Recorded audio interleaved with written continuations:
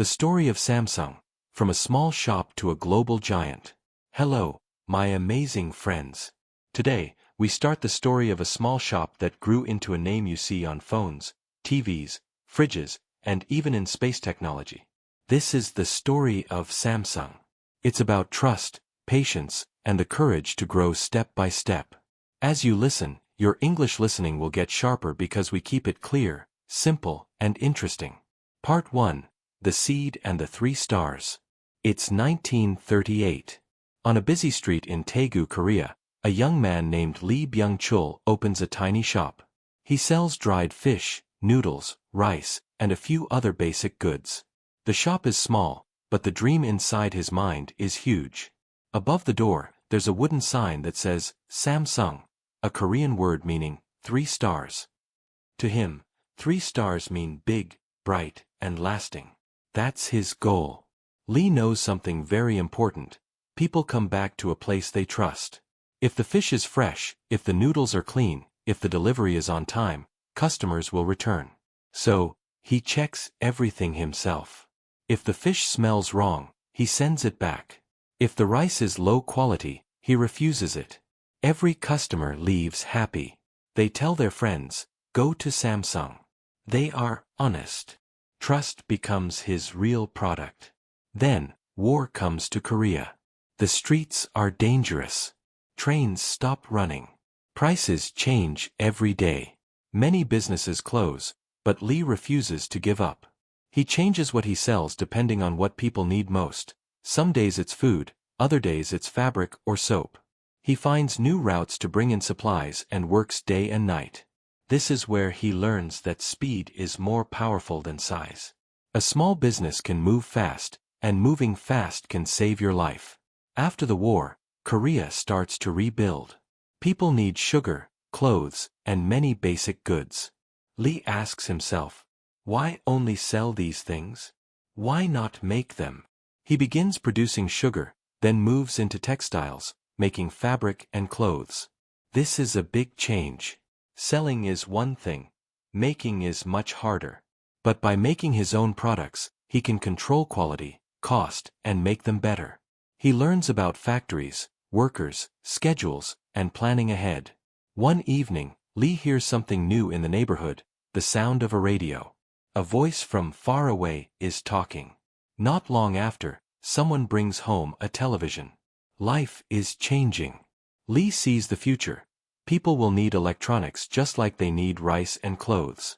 In 1969, Samsung begins making electronics. The first products are simple: black and white TVs, radios, and home appliances. At first, there are mistakes. Some TVs have a dim picture, some parts break. But instead of hiding problems, the team fixes them one by one. They make a rule: better to stop the line than to send out a bad product.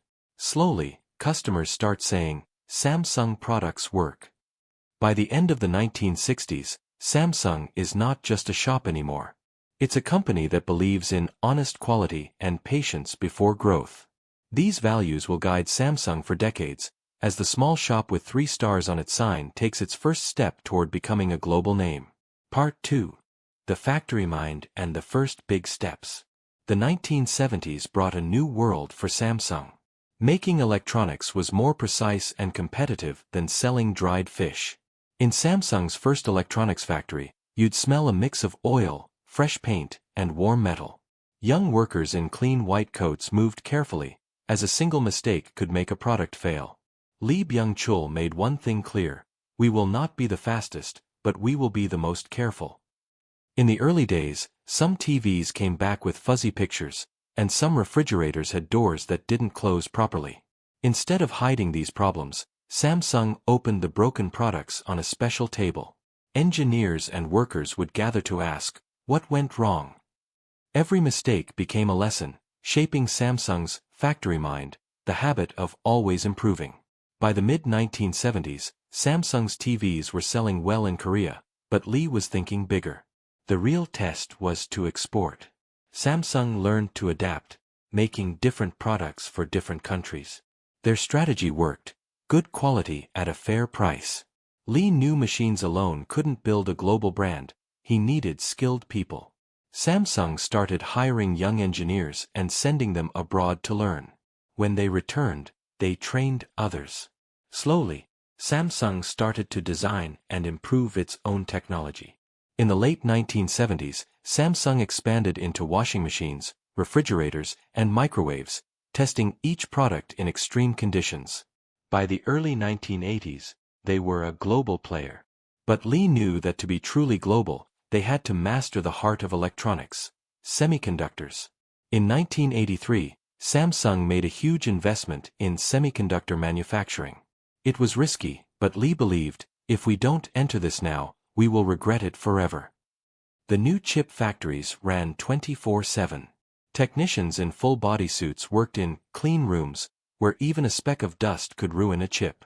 Failures were common at first, but slowly, the success rate improved. Samsung had moved from being a manufacturer to becoming a technology company. Part 3. From Crisis to Global Rise. In 1987, Lee Byung-chul passed away, and his son, Lee Kuan-hee, took over. He was quiet, observant, and focused. He saw a major problem. Samsung products were seen as cheap, not premium like Sony or Panasonic. In many stores, they were placed on the lowest shelves. In June 1993, at a hotel in Frankfurt, Germany, Lee Kuan-hee delivered his famous declaration, "Change everything except your wife and children." He told his executives to focus on quality above all else. This was not just talk. In 1995, he ordered 150,000 defective mobile phones to be smashed and burned in front of employees. The message was clear: never again would Samsung accept bad quality. Then, in 1997, the Asian financial crisis hit. Samsung was hit hard, but it forced the company to become lean and efficient. Lee sold off non-core businesses and focused on three key areas: electronics, engineering, and chemicals. While customers knew Samsung for TVs, the company was quietly becoming a giant in semiconductors. They made memory chips for everyone, even competitors like Dell and Canon.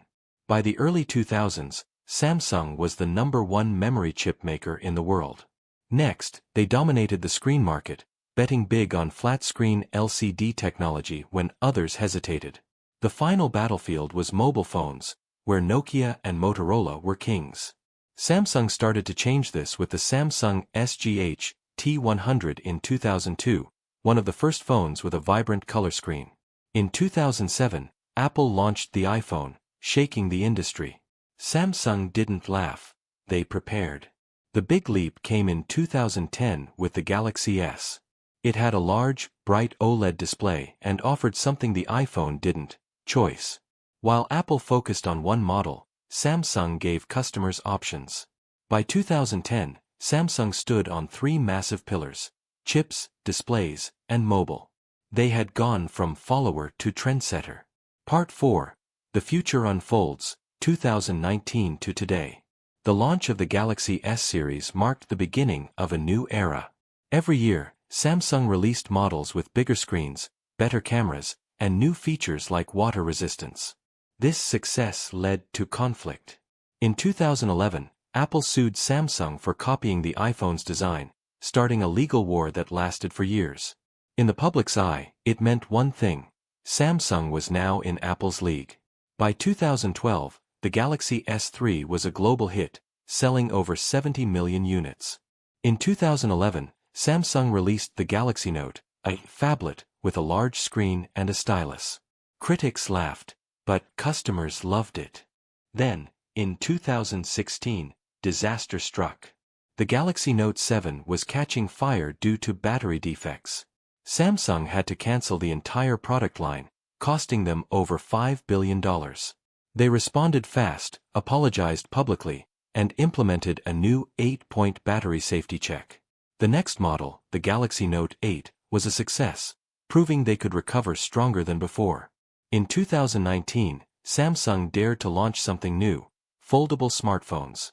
The first Galaxy Fold had issues, but Samsung delayed the launch, fixed the problems, and released an improved version. They showed they would not rush quality. Today, Samsung is not just a phone company, it's an ecosystem. They dominate in TVs with 8K resolution, lead in semiconductors, and create smart home appliances. Even during the COVID-19 pandemic, Samsung adapted quickly, meeting the sudden demand for home electronics. Looking back, Samsung's story is a masterclass in resilience, surviving war, financial crises, and product disasters. Adaptability, moving from dried fish to foldable phones. Vision, investing in chips and screens before others saw their value. Quality, from burning defective phones to building world-class safety checks. From a small shop selling dried fish in 1938 to a global technology empire valued at over $350 billion, Samsung's journey shows that greatness comes from the courage to change and the will to keep moving forward.